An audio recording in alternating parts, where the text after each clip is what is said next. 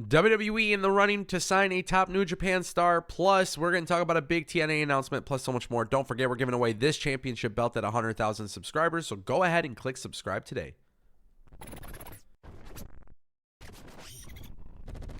All right, everybody, welcome back to the Ango Show. If you guys aren't following me on X, make sure you follow me at NJPW. I want to kick things off with CM Punk missing WWE Raw. And as of right now, there's not an explanation for this, but we have to talk about it because WWE has advertised CM Punk for Friday Night SmackDown, which is an episode for Tribute to the Troops. We know that CM Punk will be used as a free agent currently, and more than likely that's because WWE wants to increase its ratings between all of their shows, and by having that free agent status, it makes him feel like a big deal, and then he's not tied to a specific brand. We just saw Adam Pearce lose out on signing Randy Orton to Raw because Nick Aldis signed Randy Orton to SmackDown. So I would like to see that as a storyline at some point with Adam Pearce securing CM Punk for WWE Raw. And they should actually do that as part of their TV deal announcement whenever that time comes. But with that being said, WWE Raw will be missing out on CM Punk tonight, and it's an interesting conversation because WWE has been moving a lot of tickets to Raw now that CM Punk is back, but of course WWE is not advertising CM Punk for WWE Raw. Now, I am one of those people that believe when there is a storyline in play, there needs to be week-to-week continuity. Right now, there isn't a storyline for CM Punk. He came back, he misses the next week.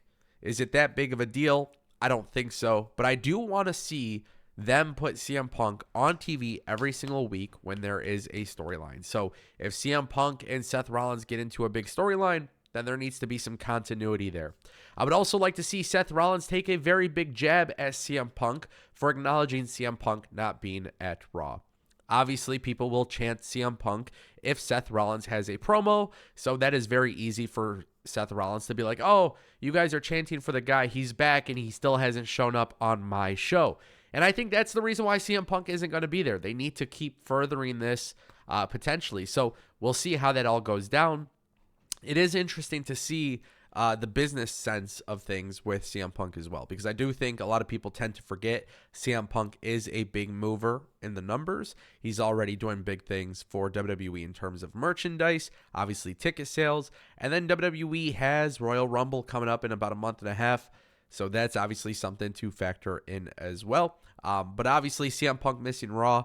Hopefully it's a good episode of Raw, because without CM Punk, you're missing some star power, and you're missing Randy Orton as well because Randy Orton is on SmackDown. So that is something that you got to be, factoring in. TNA made an announcement. There's two big things going on with TNA. They just announced two shows for New Orleans in February, the 23rd and the 24th. No Surrender and Bayou Blast. Both are taking place at the Alario Center. Both of these shows will be taking place in a venue that seats about 2,400 people, which is obviously a lot bigger than what they have been doing previously. It's very interesting to see TNA go this route, truth be told, because when you think about it, it's not going to be easy, right? We've said this before. It's not going to be easy to sell out bigger venues. If you want to get to 10,000, you got to do 2,000. To do 2,000, you got to do 1,000. We've obviously been taking a look at Hard to Kill numbers, and they haven't been that impressive, but it's not like we have a huge card already announced, so maybe within time we will get that. The second announcement that was made for TNA was that DAZN Wrestling, the streaming app that broadcasts a whole bunch of professional sports and stuff like that, they've actually announced that Hard to Kill will be broadcasted on their app. And it's going to be available for the Canadian, UK, Ireland, Australia, New Zealand, Portugal, Poland, and many other markets. DAZN never really panned out in America, and I'm not sure if it was because of the pricing or whatever it may be. I know in the UK, DAZN is also treated as like a TV channel, I believe. Maybe I'm wrong, but that's something that I've heard in the past, where it's like part of your TV packages and stuff. Obviously, having a streaming app, broadcasting that, it's great, right? Distribution is really important. So for TNA, in order for them to grow, they have to have good distribution. TNA is very popular in the UK. They're very popular in Europe. And they've always kind of been popular in the UK and in Europe. So Obviously, with DAZN picking up TNA Hard to Kill and being able to broadcast it there, I think that's awesome. I think the more eyes on the product, the better it's going to be. And obviously, that's how you grow your audience. I really want to see TNA go into New Orleans with, obviously we'll see the new stage and the new production and stuff like that. We're going to see that in January. But I want to see them actually fill up these arenas and these venues. And if they can do that, that's obviously going to be very significant. I'm very excited about TNA's potential, but you guys have to remember, it's not going to happen overnight. It's not going to happen, within a week or 2 weeks or a month or 2 months. But I think this is good. This is on track. This is what you need to see from TNA. You need to see them be aggressive and make big changes. I feel like one little caveat to all of this is that TNA, they're not really taping new content for their TV show. And that's a little problematic right now because they're, getting ready for January. So it would have been nice to see some more momentum carry over after the TNA announcement. That might be a problem, but we'll find out, obviously, as time goes on. Guys, we talked about Okada in the past. This is a major update. Sports Illustrated coming out with a very significant update in regards to Okada and his free agency status, because Justin Barrasso of Sports Illustrated came out and reported that Okada's contract expires at the end of January.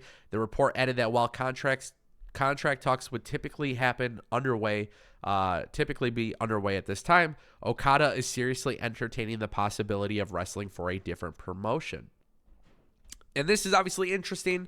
We know that we've heard, weeks ago, Meltzer coming out talking about WWE's interest in Okada. I think it's obviously very fair to say that AEW probably has a lot of interest in bringing it in Okada. Now, if Okada comes to WWE, that's massive for WWE. I think WWE is trying to change the perception of how they work with Japanese and Mexican talents, right? When you bring in people from Mexico, when you bring in people from Japan, in the past, WWE wasn't really good at that. And, obviously they're trying to change that narrative. Bringing in Okada would be an absolutely insane thing for WWE to do because, quite honestly, I never felt like Okada would ever go to WWE. I also think it is very realistic that Okada could go to AEW. And I'm going to be completely honest with you guys. The way I see it, I would have interest in Okada being on American television every single week. Whether it's TNA, AEW, or WWE, I would have a lot of interest in that. But my gut feeling is that Okada will more than likely stay with New Japan. And that is actually a little bit of a head scratcher because what the hell has Okada not done in New Japan? He has literally done everything. And it's interesting because WWE currently, as it stands, has Nakamura in a feud with Cody Rhodes. Nakamura used to be the leader of Chaos, and then he went to the WWE. So Okada coming to WWE could actually, there's things that they could do between him, Cody, and Shinsuke. There's a lot of things that they can do in terms of story. But will they mismanage him? I don't know. Will AEW mismanage him? I don't know. There's a lot of top stars in both of these companies. It's not like they necessarily need Okada. So I do get that gut feeling he will be with New Japan. But we'll see how everything goes down. Let me know, what do you guys want to see with Okada? Drop a comment down below.